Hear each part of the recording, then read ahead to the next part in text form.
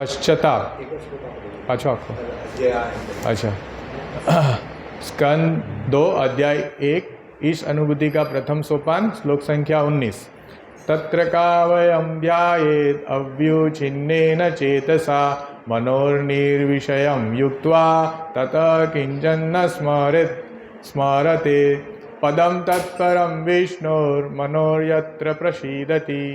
तत्र पश्चाताप एक एक करके अवयम शरीर के अंगों को ध्यान करे अव्युच्छिन्नेन पूर्ण स्वरूप से विचलित हुए बिना चेतसा मन से मनः मन निर्विषयम विषयों से दूषित हुए बिना युक्त्वा जुड़कर के ततः पश्चाताप किंचन कुछ भी न नहीं स्मरेत सोचे पदम व्यक्तित्व को तत् वह परमम परम विष्णोः विष्णु का मनः मन यत्र जहाँ प्रसीदति प्रसन्न होता है रमता है। हरे अनुवाद एवं तात्पर्य इस डिवाइन ग्रेस एसी भक्ति वेदांत स्वामी श्रील प्रभुपाद जी के द्वारा। श्रील प्रभुपाद की पश्चाताप श्री विष्णु के पूर्ण शरीर की अवधारणा को हटाए बिना एक एक करके विष्णु के अंगों का ध्यान करना। तत्पश्चात विष्णु के पूर्ण शरीर की अवधारणा को हटाए बिना एक एक करके विष्णु के अंगों का ध्यान करना चाहिए। इस तरह मन समस्त इंद्रियों विषयों से मुक्त हो जाता है। तब चिंतन के लिए कोई अन्य वस्तु नहीं रह जानी चाहिए। चूंकि भगवान विष्णु परम सत्य है, अतएव केवल उन्हीं में मन पूर्ण रूप से निमग्न हो जाता है। तात्पर्य विष्णु की बहिरंगा शक्ति से मोहित होकर मूर्ख लोग यह नहीं जान पाते कि सुख की लगातार खोज का चरम लक्ष्य भगवान विष्णु का सान्निध्य प्राप्त करना है। विष्णु तत्व भगवान के विभिन्न दिव्य स्वरूपों का असीम विस्तार है और विष्णु तत्व का परम या आदि स्वरूप गोविंद अथवा कृष्ण है, जो समस्त कारणों के अंतिम कारण है। अतएव विष्णु का चिंतन या विष्णु के दिव्य रूप का विशेष रूप से कृष्ण का ध्यान करना ध्यान की चरम सीमा है। यह ध्यान भगवान के चरण कमल से शुरू किया जाता है, लेकिन मनुष्य को भगवान के पूर्ण स्वरूप को नहीं भूलना चाहिए। इस तरह उसे एक एक करके उनके दिव्य शरीर के सभी अंगों के चिंतन का अभ्यास करना चाहिए। इस श्लोक में यह निश्चित रूप से आश्वस्त किया गया है कि परम भगवान निर्विशेष नहीं है। वे व्यक्ति तो है ही, किंतु उनका शरीर हम जैसे बद्ध जीवों से भिन्न है। अन्यथा पूर्ण आध्यात्मिक सिद्धि की प्राप्ति के लिए सुखदेव गोस्वामी ने प्रणव ओमकार से लेकर विष्णु के साकार शरीर के अंग प्रत्यंग के ध्यान की संस्तुति न की होती। इस तरह भारत के भव्य मंदिरों में श्री विष्णु विग्रह की पूजा मूर्ति पूजा नहीं है, जैसा कि कुछ अल्पज्ञ लोग गलत अर्थ निकालते हैं, बल्कि ये मंदिर विष्णु के दिव्य अंगों पर ध्यान लगाने के आध्यात्मिक केंद्र है। विष्णु के मंदिरों में भगवान की अचिंत्य शक्ति के कारण भगवान का पूजनीय अर्चा विग्रह भगवान से अभिन्न है। जैसा श्री सुखदेव गोस्वामी ने, जो एक महान अधिकारी है, अनुशंसा की है कि जो व्यक्ति एक स्थान पर बैठकर प्रणव यानी ओमकार का या विष्णु के अंगों का ध्यान नहीं कर सकते, उनके लिए मंदिर में विष्णु के दिव्य अंगों का शास्त्र रीति के अनुसार ध्यान करना है। ध्यान का एक सुलभ अवसर है। जन सामान्य को अ उ म इन तीनों अक्षरों के दिव्य मेल से बने ओमकार की अपेक्षा मंदिर में विष्णु के रूप का ध्यान करने से अधिक लाभ प्राप्त हो सकता है। यद्यपि ओमकार तथा विष्णु के रूपों में कोई अंतर नहीं है, किंतु जो लोग परम सत्य के विज्ञान से अवगत नहीं होते, वे विष्णु के रूपों तथा ओमकार में अंतर बताकर मतभेद उत्पन्न करने का प्रयास करते हैं। यहाँ यह संकेत दिया गया है कि विष्णु का रूप ही ध्यान का चरम लक्ष्य है। अतएव निर्विशेष ओमकार की अपेक्षा विष्णु के रूपों पर चित्त को एकाग्र करना श्रेयस्कर है। इनमें से पहली विधि दूसरी विधि की अपेक्षा अधिक कठिन भी है। ओम अज्ञानतिमिरान्धस्य ज्ञानाञ्जनशलाकया चक्षुरुन्मिलितं येन तस्मै श्रीगुरुवे नमः। नमो विष्णुपादाय कृष्णपृष्ठाय भूतले श्रीमद्भक्तिविकास स्वामिनिति नामिने। नमो विष्णुपादाय कृष्णपृष्ठाय भूतले श्रीमद्भक्ति वेदांत स्वामिनिति नामिने। नमस्ते सारस्वते देवे गौरवाणी प्रचारिणी निर्विशेष शून्यवादी पाश्चात्य देशतारिणी। श्री कृष्ण चैतन्य प्रभु नित्यानंद श्री अद्वैत गदाधर श्रीवासादि गौर भक्तवृंद। हरे कृष्णा कृष्णा कृष्णा हरे हरे, हरे राम राम राम हरे हरे। तो जैसे समग्र भागवतम भगवान विष्णु और कृष्ण की महिमा मंडन करने के लिए ही है, और वही हमारा मनुष्य जीवन का पूर्ण सार है। तो हम देखते हैं कि जैसे आगे के अध्याय में जब अंत होता है तो परीक्षित महाराज पूछते हैं कि क्या लक्ष्य है, अभी मेरा जीवन 7 दिन बाकी, आप ही बताइए, आप अधिकारी हो। तो श्री सुखदेव गोस्वामी श्रवण कीर्तन से चालू करते हैं कि जैसे श्लोक संख्या 16 अध्याय 1 में ये वहाँ से चालू हो रहा है, जवाब दे रहे हैं कि क्या करना चाहिए। फिर खटवान महाराज का उदाहरण देते हैं कि उन्होंने एक क्षण मिला था उनको, जब उन्होंने देवताओं को प्रसन्न करने के लिए युद्ध किया था, तो देवताओं ने पूछा कि वर मांगिए, तो उन्होंने बोला कि अभी मेरा कितना मीन्स मुझे अभी अगले जन्म में मेरी क्या स्थिति होगी। तो उन्होंने बोला आपके पास एक क्षण ही है अभी, तो तुरंत वो पृथ्वी पे आके भगवान श्री कृष्ण की शरण में आ जाते हैं। तो उनको एक क्षण मिला, परीक्षित महाराज को 7 दिन मिला है। तो उस हिसाब से हमारा जीवन का लक्ष्य क्या होना चाहिए, हम ये गुह्य ज्ञान श्रीमद् भागवतम के जरिए हमको तो पता नहीं हमारा जीवन अभी कितना है, तो उसके ऊपर ये बहुत अच्छा तात्पर्य लिखा गया है।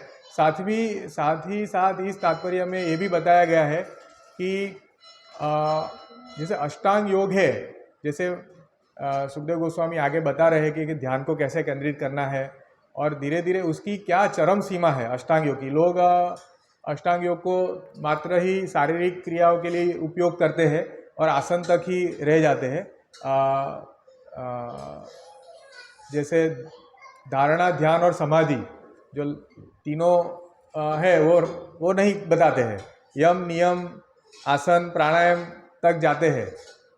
तो और प्रत्याहार, तो इसमें सुखदेव गोस्वामी ने आगे से शुरू किया कि जैसे ओमकार जो है वो ओमकार से, जैसे वो भगवान का स्वरूप है ओमकार, लेकिन वो शब्द स्वरूप है, जिसमें शुरुआत में ऐसा बताया गया कि उसमें ध्यान केंद्रित कर सकते हैं, लेकिन धीरे धीरे इस श्लोक में सुखदेव गोस्वामी और आगे बताते हैं कि भगवान विष्णु के, क्योंकि ये विधि बहुत कठिन है ना, हालांकि कोई भेद नहीं है, जो लोग को अपूर्ण ज्ञान है वो बताते हैं कि ओमकार और भगवान दोनों अलग है, लेकिन कहने का तात्पर्य कि जो सरल विधि है, लास्ट में श्रील प्रभुपाद लास्ट लाइन में जो निष्कर्ष देते हैं कि इसमें से पहली विधि दूसरी विधि से अपेक्षा कठिन है। पहली विधि यानी अपना ध्यान ओमकार के माध्यम से केंद्रित करना और इंद्रिय विषयों से ले लेना, वो थोड़ा कठिन विधि है। उससे अच्छा है कि जो मंदिर में जाके विष्णु का जो अंग है, जैसे चरण से हम दर्शन करते हैं, हालांकि जब हम दर्शन करते हैं तो ये भी बताया गया है कि हमको ऐसा नहीं कि एक अंग का दर्शन करते हैं तो हमको मन में तो पूरा ऐसा ही होना चाहिए कि पूरा स्वरूप है भगवान का, ऐसा नहीं कि अंग अंग अलग अलग है। तो ऐसा ध्यान करके चरण से लेके हम दर्शन की विधि बताई गई है, जो विधि अपने आप में पूर्ण है, और वो स्मरण की विधि के कारण हम बहुत सहज रूप से भगवान का मीन्स हमारी इंद्रियों को कंट्रोल कर पाते हैं। जैसे हम देखते हैं कि जो महाजन है, जैसे जब हम आगे के अध्याय में देखें कि जब भीष्म पितामह ने अपना देह त्याग किया तो उन्होंने क्या इच्छा व्यक्त की कि हम मुझे श्री कृष्ण का दर्शन करना है ना। तो दर्शन जो है, भगवान का दर्शन है, उससे अपने आप ही हमारा, क्योंकि अगर हम हमारी इंद्रियों को दर्शन में लगाते हैं तो अपने आप ही जो हमारे कल्मश है इंद्रियों के, वो तुरंत ही समाप्त हो जाते हैं। क्योंकि इंद्रिय, या तो इंद्रिय भोग कर सकती है या तो भगवान की सेवा कर सकती है। तो ये विधि के अनुसार बहुत सरलता से हम हमारी इंद्रियों को कंट्रोल में लेके हम भगवान की सेवा में लगा सकते हैं दर्शन मात्र से। और हम देखते हैं यहाँ पे बताया कि हमारे भव्य मंदिर साउथ इंडिया में खास करके विष्णु के बहुत बड़े बड़े मंदिर है। तो उसका क्या, ऐसा नहीं कि वो सिर्फ मूर्ति पूजा के लिए थे, लोगों को पता नहीं है, इसलिए आज अलग अलग तरीके से प्रचार कर रहे हैं कि बहुत सारा पैसा वेस्ट हो रहा है, ये हो रहा है, ऐसा करके।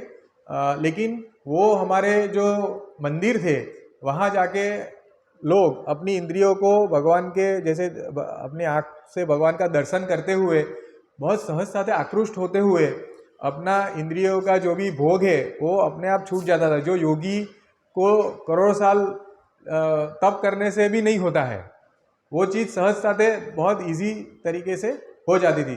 सो भारत के भव्य मंदिरों में श्री विष्णु विग्रह की पूजा मूर्ति पूजा नहीं है, जैसे कि कुछ अल्प लोग उसका गलत अर्थ निकालते हैं, बल्कि ये मंदिर विष्णु के दिव्य अंगों को ध्यान लगाने के लिए आध्यात्मिक केंद्र है। जैसे हम एक सिंपल उदाहरण देते हैं कि हम भगवान का, जैसे हम टेलीफोन करके किसी को बात करते हैं या तो उसके घर पे चले जाते हैं, तो दोनों में बहुत फर्क है ना। तो यही एक है कि ये आध्यात्मिक केंद्र है।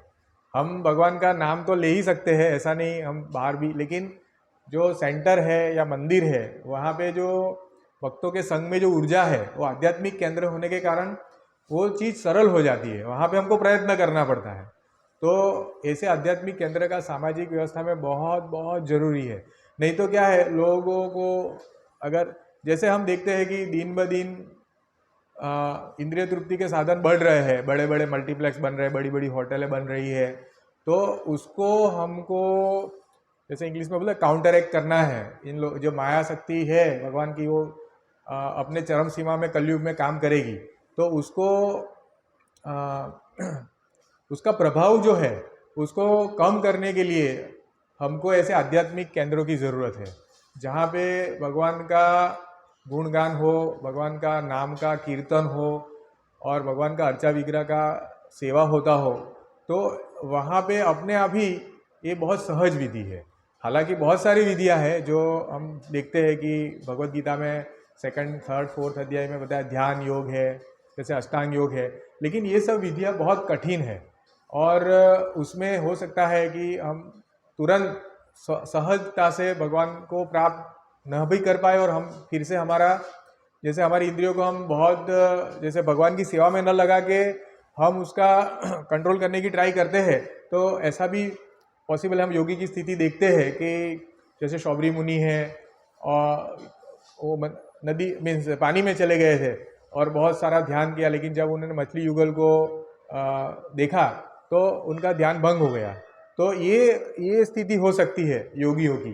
तो ये भगवान के जो भक्त है उसको स्वतः वो आनंद प्राप्त करते हैं जब वो भगवान की सेवा करते हैं, भगवान का रूप देखते हैं, तो उसके कारण उनकी वो आनंद प्राप्ति के कारण उनको जो इंद्रिय सुख है वो निम्न कक्षा के लगने लगते हैं और धीरे धीरे उनकी जो आसक्ति है वो इंद्रिय तृप्ति, इंद्रिय भोग से कम हो जाती है। जैसे हम कई हम देखते हैं इस्कॉन में लोग पूछते हैं कि क्या परिवर्तन आया। जैसे लोगों को तो क्या है कि ऐसा चाहिए कि कोई आध्यात्मिक कार्य कर रहे हैं, जैसे लोगों को जनमानस में ऐसा है कि आध्यात्मिक कार्य कर रहे हैं तो उनका स्वास्थ्य अच्छा होना चाहिए, उनके घर में धीरे धीरे पैसा बढ़ना चाहिए, लोग ऐसा कर्मकांडी वो ऐसा सोचते हैं। तो लेकिन हम देखते हैं कि हम कैसे थे। हाँ, जो लोग इस्कॉन में है, शिला प्रभुपाद जी की कृपा से, गुरु महाराज की कृपा से और हमको जो मिला है, हमको सब निम्न लगता है अभी कि लोग क्या कर रहे हैं। हम लोग दया आती है कि अभी इनका क्या होगा। तो ये है कि हमको जो मिला है वो इस सेवा के माध्यम से मिला है, भक्ति के माध्यम से मिला है। उसमें हमको आनंद आ रहा है, इसलिए हमको दूसरे जो सुख है वो उसकी तुलना में हमको कुछ नहीं लगते हैं, तुच्छ लगते हैं। तो ये स्थिति हम तो एकदम पतित जीव है, तो ये छोटी सी जो सिद्धि है वो हमको कैसे प्राप्त हो गई, जो भक्ति योग से। हालांकि बहुत डिफिकल्ट है, ये तो हमारा सौभाग्य है। बाकी हमको इंद्रिय तृप्ति से क्योंकि माया शक्ति इतनी प्रभावी है, ऐसे हम छोड़ नहीं सकते हैं। मैं कल एक जगह पे खड़ा था, ये मेरी बेटी का ये एग्ज़ाम है, तो वहाँ सब लोग लेने आए थे। तो कोई बोला कि नाथ द्वारा के बारे में बात करा, तो मेरे कान थोड़े सुनने के लिए उत्सुक हुए। तो बोलते हैं कि नाथ द्वारा बहुत अच्छा है। हमारा जब भी मन फ्रेश होने का मन होता है, या तो नाथ द्वारा जाते हैं या सापुतारा जाते हैं।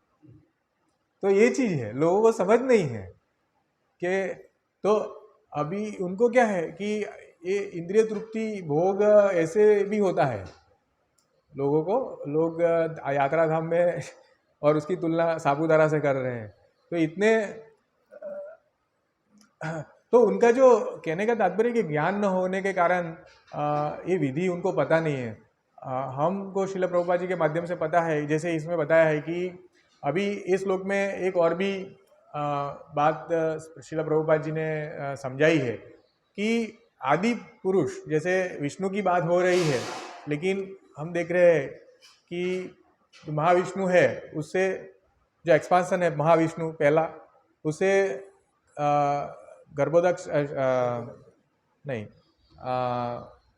शिरोदक्षाई विष्णु, गर्भोदक्षाई विष्णु और कारणोदक्षाई विष्णु। पहले कारणोदक्षाई विष्णु के अलग अलग मीन्स रोम से पूरा ब्रह्मांड होता है, ब्रह्मांड में गर्भोदक्षाई विष्णु का स्थापना, और उसके बाद शिरोदक्षाई विष्णु जो परमात्मा रूप से सभी जीवात्माओं में है।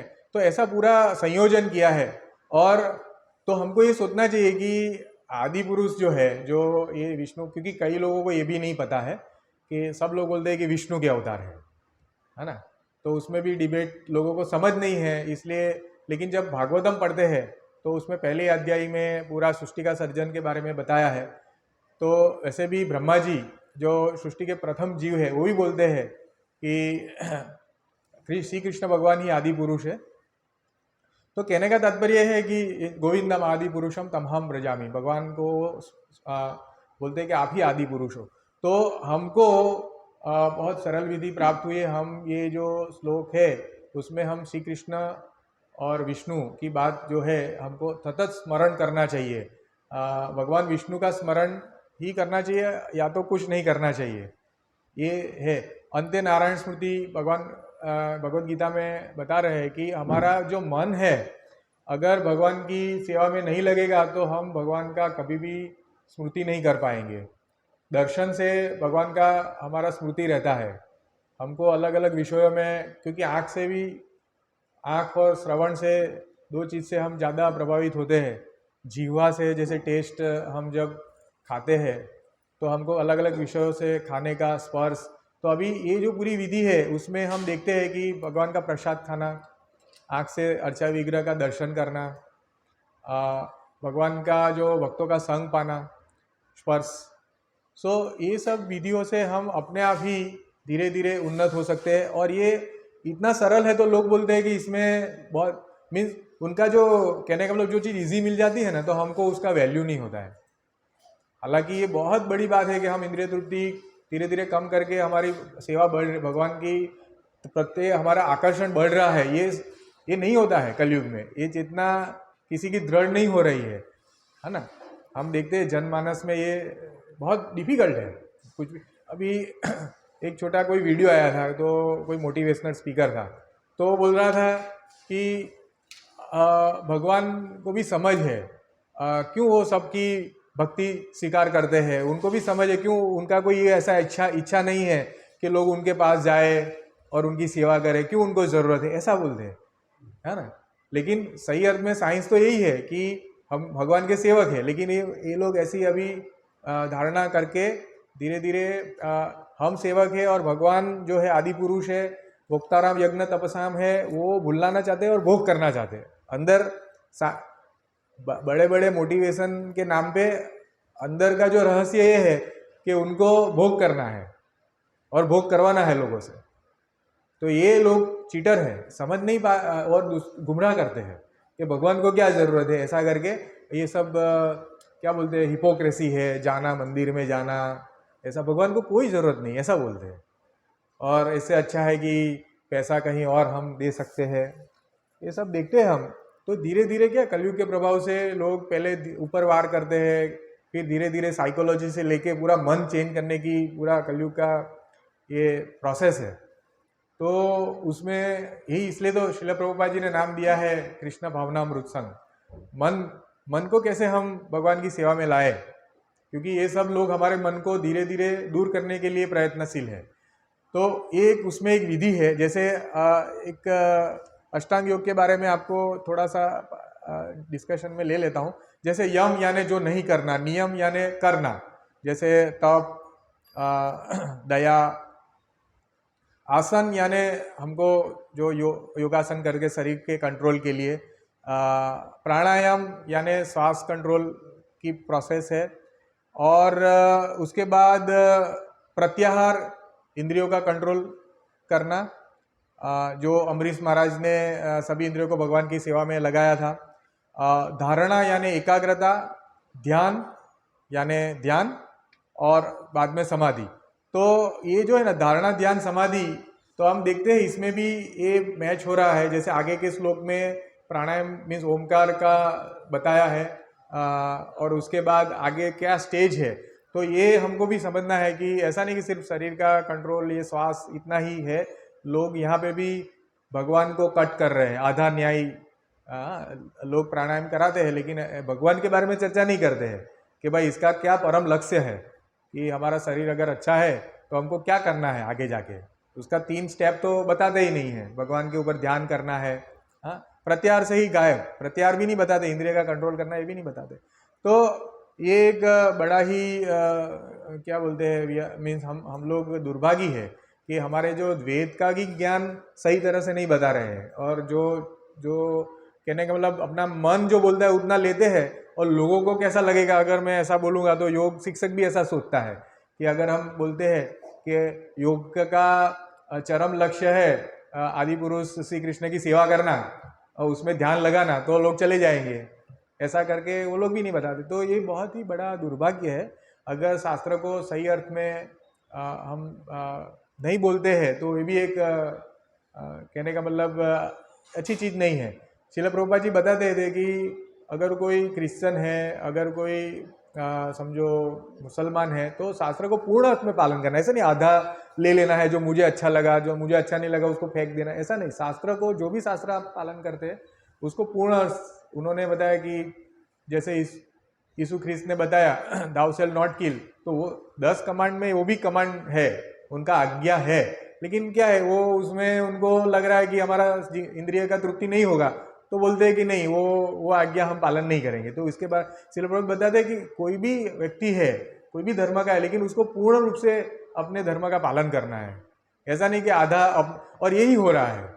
हम देखते हैं इतना सारा जो प्रॉब्लम हो रहा है धर्म के नाम से, वही हो रहा है कि धर्म से जो कुछ चीज उठा के और बाकी पूर्ण रूप से नहीं ले रहे हैं। धर्म ऐसा नहीं कि खराब है।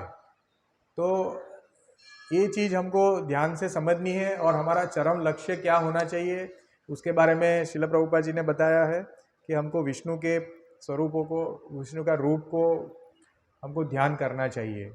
इसलिए दर्शन में भी हम देखते हैं, हम चरण से लेके ऊपर तक दर्शन कर रहे हैं भगवान का। तो धीरे धीरे ये विधि सरल है, सरल होने के कारण लोगों को ज़्यादा उसका मूल्य नहीं है, ये दुर्भाग्य है। कई लोग जुड़े थे इस्कॉन में और बोलते हैं कोई मैजिक नहीं है, ये नहीं, ऐसा करके चले गए अलग अलग योग बाबा के पास, ये सब करके, लेकिन ऐसा नहीं है।